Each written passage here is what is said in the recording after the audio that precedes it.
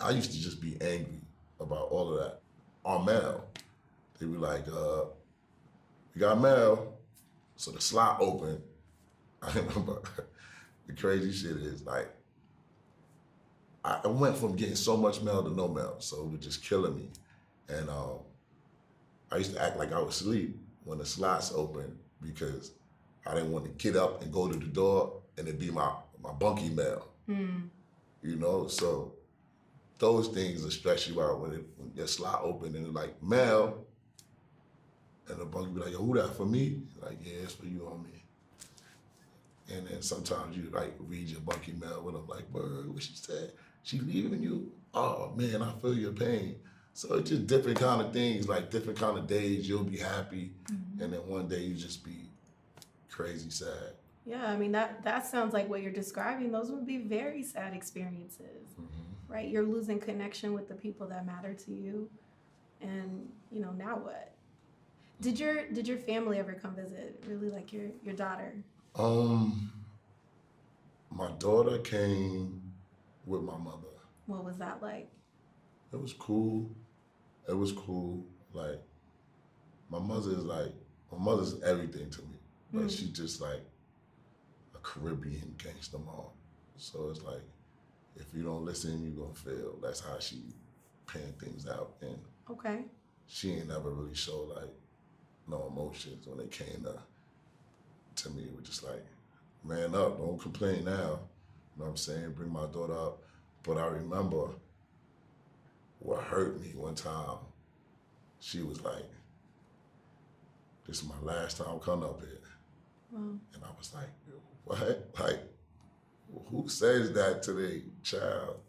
But I never got it until I got older. She couldn't deal with it. You know what I'm saying? Yeah. It's hard going up there and they treating you like an inmate. They telling you got to take your bra off. They searching under your mom's titties. Like, you know what I'm saying? They feeling your mom's intersection. It's just like, I never got it. I always like kind of hated her for it. Like, how you want to not come see me? But it's hard. Now I get it. But before, like, that's the next thing that just had me cold. I was like, my mom ain't come see me. I want to come see me. My father didn't want to come see me. It was kind of like bad. I hated everybody. Nobody came. But people that did come, like, I appreciated it. Yeah. You mentioned your father.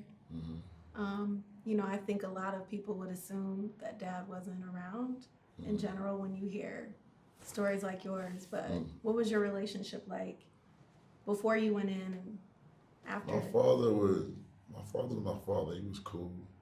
But What do you mean by that? he was cool. Like, I don't got nothing bad to say about him. I think he had me at an old age. You know what I'm saying? Where he couldn't go play basketball with me. He couldn't do stuff like that. And him and my mom used to be like big beef, like fights, like real fights, like police gotta come fights. Wow. And you would see some of that. Yeah, I would see some of that. Like big, like blood and stuff like that. It's everywhere. That's scary. Yeah, but so they wasn't cool at all. They wasn't cool. They never talked to each other. As I was growing up, like I remember like going to like family court and not knowing who to go with, like, because they both was fighting for custody for me. And yeah, I say that to say, like, my pops was cool. I don't think like he was a bad dad. I just think that the powers that be didn't allow him to be one. You know, he went to church. He was a deacon, and he gave up because I felt like I feel like he like, I can't deal with this. I can't keep going to court or dealing with your mother trying to come pick you up. And my mom's like, nah, you ain't coming to get him. You ain't getting him. But then I was bouncing all over. So it'd be a point where my mom's get tired of me, send me to Florida, send me here, and I get locked up out there. And I was just like I was a bad kid. Hmm. Yeah. Do you remember what the day that was like when you walked out of prison? The day, Yeah. Paint a picture. I remember my homegirls picked me up, Mm-hmm. Eva and Barbara. They picked me up.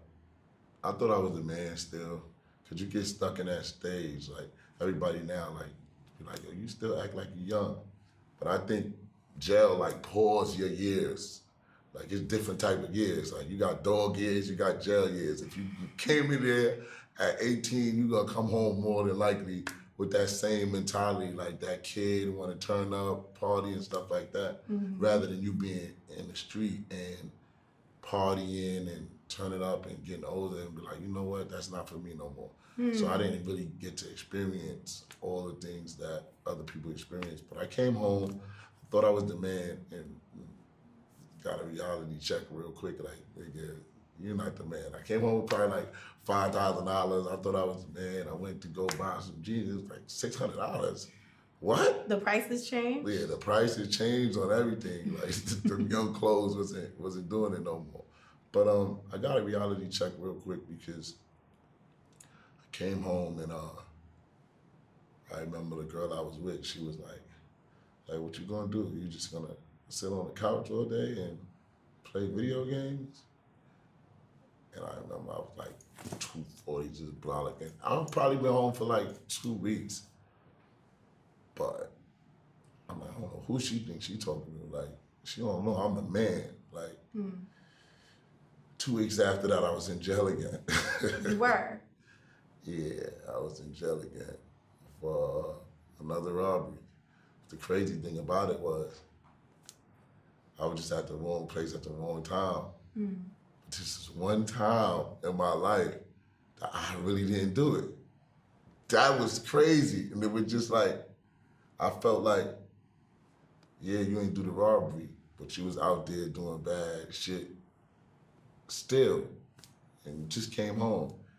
And it's crazy because that little long bed did nothing to me.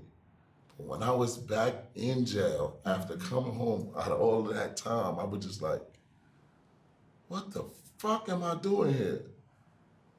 Again? I thought my life was over. I just was like, oh, I'm doing this. It's over. Everybody, like, I know this time I ain't gonna have nobody. Definitely, like, they're gonna be like, this nigga went right back to jail.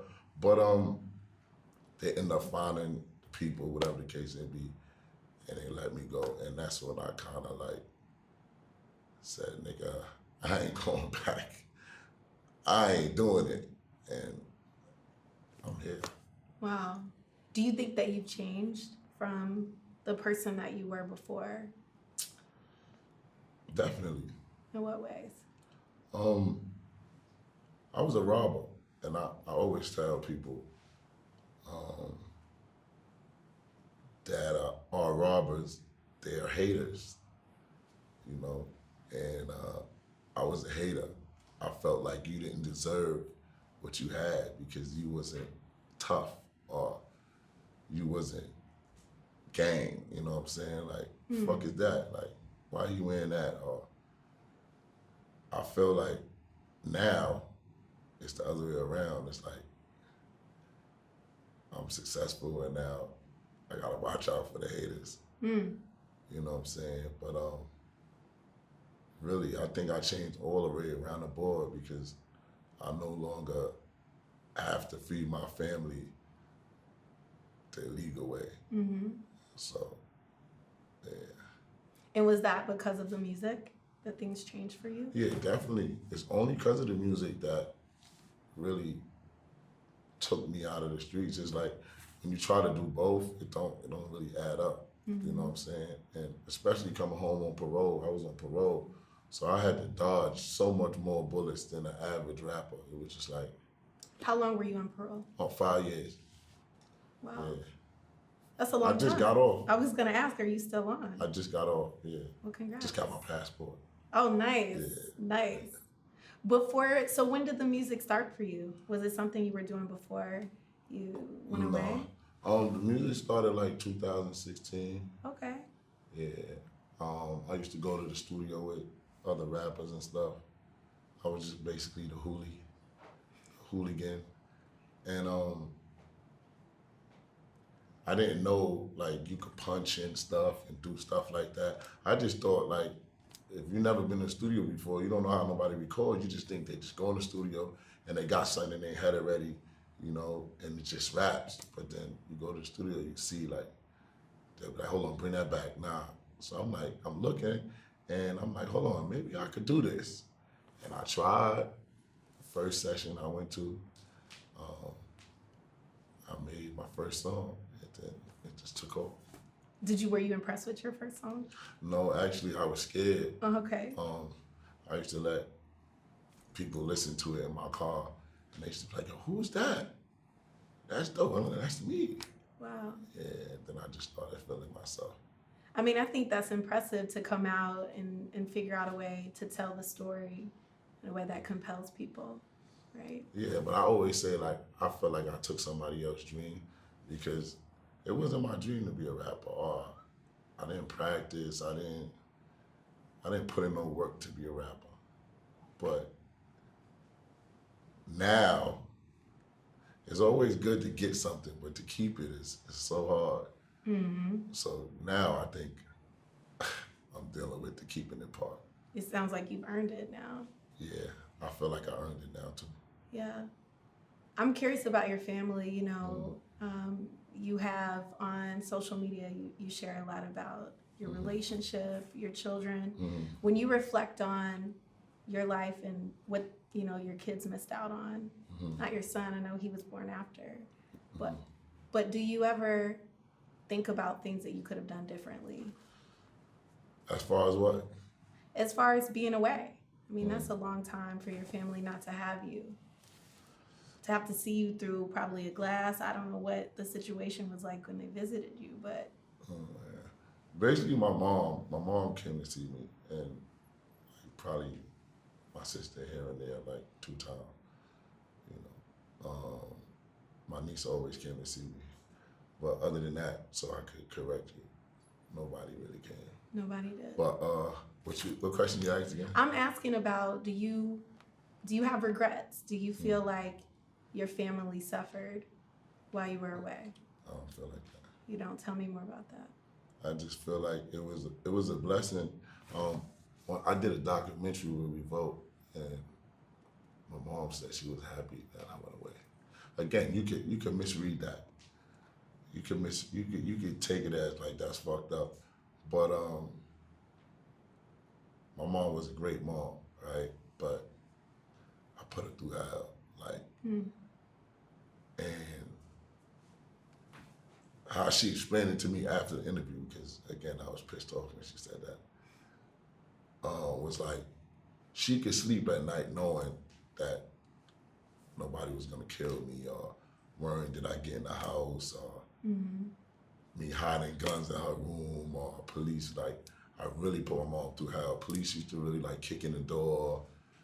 I understand it, like, she was like, all right, jail, we know he can handle that, he'll be all right, he'll be safe, nobody's not gonna kill him.